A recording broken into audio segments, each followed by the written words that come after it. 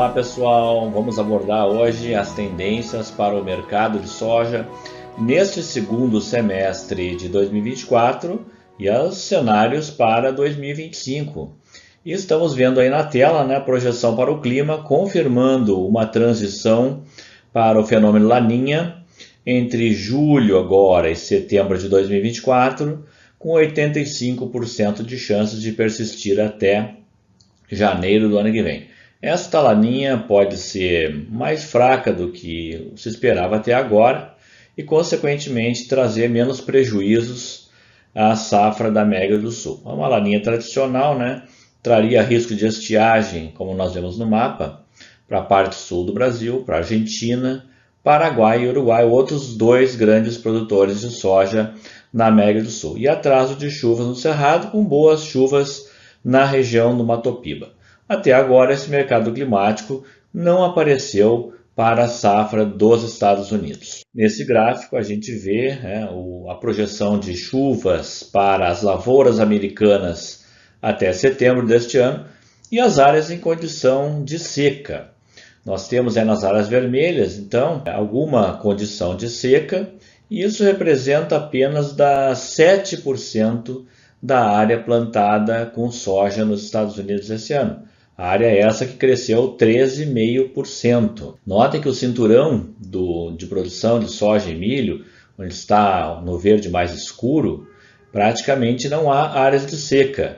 E as projeções de chuvas apontam boas condições climáticas até o final da temporada. Então nós vamos ter que contar com uma colheita de soja cheia nos Estados Unidos na atual safra 24-25. Safra essa projetada em 121 milhões de toneladas, mas com a revisão da área divulgada pelo USDA no final de junho, comprovando então que nós vamos ter realmente uma área 13,5% maior, as condições estão postas para termos aí uma colheita recorde de soja nos Estados Unidos nessa atual temporada. No Brasil, nossa projeção é de uma safra de 164 milhões de toneladas no ano de Laninha.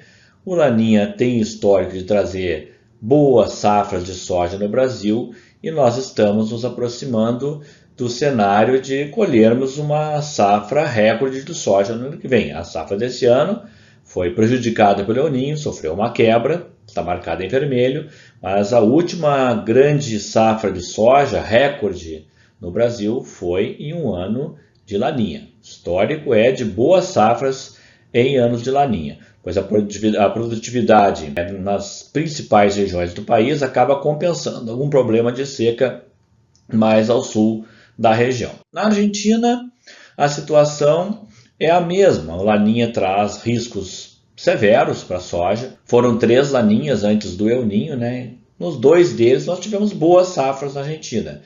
E um deles, o de 2023, como está apontado na seta, a laninha afetou duramente a safra da Argentina, que perdeu praticamente 50% da produção.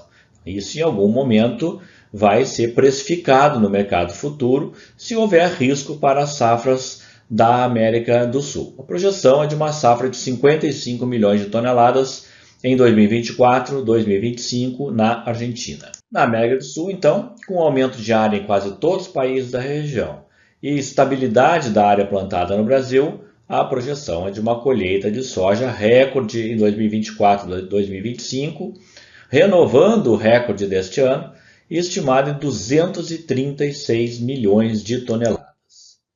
Se confirmarmos safra recorde na América do Sul e uma colheita cheia nos Estados Unidos, os estoques globais de soja finais, ao final da temporada 2024-2025, lá em setembro do ano que vem, podem atingir 129 milhões de toneladas. Seriam estoques em patamares recordes. Mais importante do que um estoque recorde em termos absolutos é a relação entre estoque e consumo. E essa relação seguirá crescendo se as colheitas forem cheias. Pode atingir 31,8%, ou seja, nós vamos ter um estoque de soja no mundo no final do ano que vem que equivaleria a quase 32% do consumo, ou seja, coisa aí de 110 dias de consumo. E essa relação vem subindo nas últimas 4 temporadas. E notem comigo, a última vez que isso aconteceu, que foi em 2014, 2015, 2016 e assim por diante, até chegar em 2017, 2018 e 2018, 2019, com uma relação estoque-consumo de mais de 33%, a maior da história. E naquele período, a soja começou um processo de redução de preços. Ela começou a cair de 15 dólares por bushel, vejam a linha vermelha, que mostra o preço da soja, para 14. Essa linha vermelha é o preço médio da soja, e ela foi cair lá para 9 dólares por bushel em 2018, 2019. Da mesma forma, isso está acontecendo nas atuais temporadas.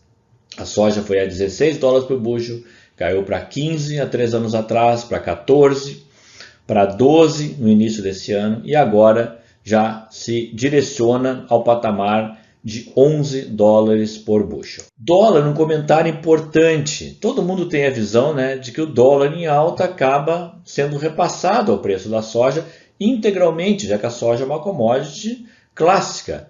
Isso não é bem verdade. Veja comigo esse gráfico do indicador diário da soja em reais. No mês de junho todo, o preço da soja não subiu, ficou estável. E o dólar subiu 5,6%, terminou o mês próximo de R$ 5,60. Olhe agora o outro gráfico. Quando a gente olha o preço da soja, o mesmo indicador, em dólares por saca. E esse preço em dólar no mês de junho acabou recuando 6%, ou seja, a alta do dólar no Brasil, R$ 1 desvalorizado, é baixista para os preços futuros da soja.